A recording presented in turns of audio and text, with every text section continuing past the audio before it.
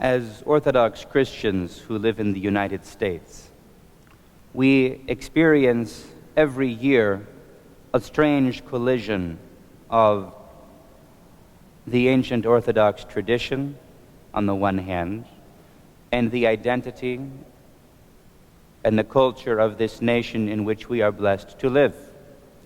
Of course, I speak of the fact that in mid-November we begin a fast, looking forward to and anticipating the great feast of the Lord's Nativity on December 25th. And on the fourth Thursday of November, always after the fast begins, we have the great national feast of Thanksgiving. The two do not seem to go together. This is odd, yes?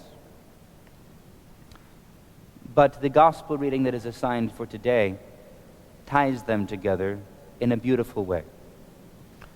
It tells this story of a harvest, of the rich man whose lands bring forth an abundant harvest, so abundant he doesn't have room to store the wealth that has come from his possessions. And he considers, what am I going to do with this surplus of wealth? In those days, wealth was measured in land and in grain more than in gold. But even gold, you had to find somewhere to store it. And he was out of room. And he says to himself, I know what I'll do. I'll tear down my old storehouses and I'll build bigger ones. And in this way, I will find a place to store everything. Now, there is a hidden message here that we miss 2,000 years later. This is how the wealthy became wealthy in those days. Not only did they have the possession of all of the land, not only did they have, therefore, the possession of all the means of producing the necessary food, they also, because of prior harvests, had the stored away gold that would allow them to transport that grain to the best markets at the time of greatest need and to sell it at the highest markup. But we must understand, the world of the time was barely subsisting. And therefore, in this way, then as perhaps at other times, the rich grew richer every year. And for the Lord to depict this man is to depict a man of greed, a man who becomes more wealthy on the backs of everyone else's labor, whether the slaves and the tenants who work his land, or the poor and the somewhat wealthy of other areas, other parts of the world, who buy his grain at 5 times or 10 times the normal price in February or March or April, when the food stores there are running out. In short, the Lord tells this story, and it cuts to the heart.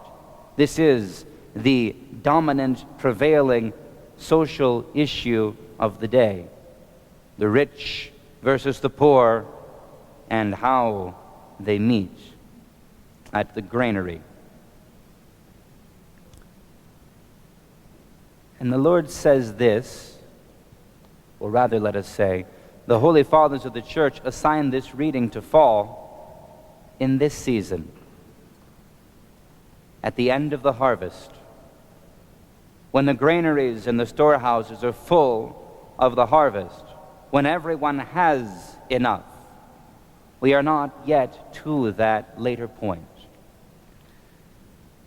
And the Fathers ordained this reading and established for us a fast, because what we are to understand is, even in our moments of plenty, when we have more than enough, when we have a full storehouse, especially if we have more than we know we will need to get us through to the next season of growing.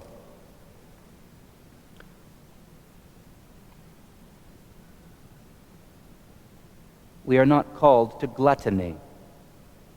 We are called to a self-discipline, looking to God as the source of life and to merciful charity, to a care for those others who do not have enough. We are not to be the greedy, self-centered, wealthy man depicted here. What God gives to us, whatever our surplus may be, we are to share it with others. And this is fitting because this too is, in theory, if we would remember the message of thanksgiving. We give thanks to God for the plenty of the past year. We give thanks to Him and we share that bounty with others. It is sometimes missing in the advertisements, in the decorations of this season in the stores and the culture. But for Americans back through the centuries, this was understood.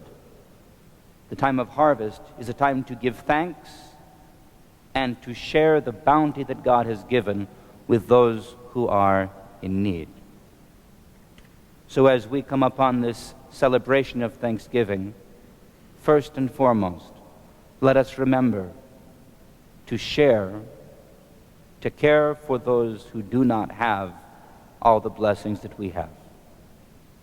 Now, the fast. Ultimately, the fast has the same point. We talk a lot about the rules of fasting, but what sometimes as clergy we forget to say is the most obvious point of all. When we fast, we eat cheaper food, unless you're eating lobster and shrimp and scallops, in which case possibly we're missing the point. Fasting food, tanistissima fagita, is cheap. It is simple. And most of us, if we have a food budget, therefore we are not using it all up from the time that the fast begins until it ends. And we are called to take that surplus and to redirect it to those who do not have so much. And we don't have to feed them beans either. We can give whatever is needed. This is the first fundamental step of fasting, to take away the bounties, the wealthy, the rich foods from ourselves and to share them with others.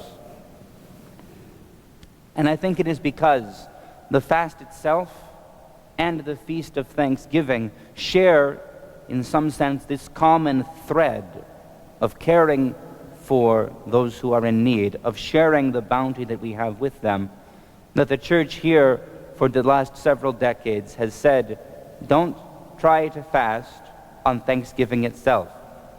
Do the turkey. Do it big. Have and enjoy this festive day together. And then, from that enjoyment of wealth and plenty, the day after, move again into the fast, sharing that excess, that bounty, with those who are in need. In this way, we learn to do what the rich man in the gospel failed to do. He laid up treasure for himself, and he was not rich towards God. Let us do otherwise. Let us give thanks this week and at all times for the many gifts God has given to us. And having received freely, let us give freely to all those around us and back again to God in thanks. Please stand. We will continue the liturgy.